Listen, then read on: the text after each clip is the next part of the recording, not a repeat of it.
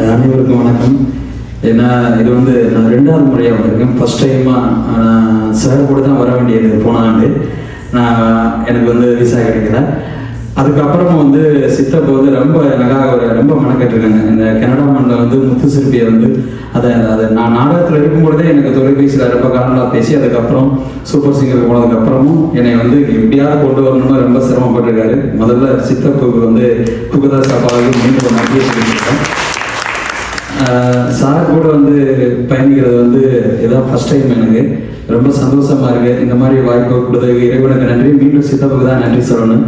ஏன்னா சாரை பார்க்கறதே ரொம்ப என்ன மாதிரி கலைஞர்கள்லாம் ரொம்ப இந்த சைடு தென் மாவட்டங்கள்லாம் அங்கிட்டு இருந்து வர்றது ரொம்ப கஷ்டம். அதில் சூப்பர் சிங்கர் மூலியமாக வந்து இப்போ தான் சாரை வந்து நேரடியாக நான் பார்த்தேன்.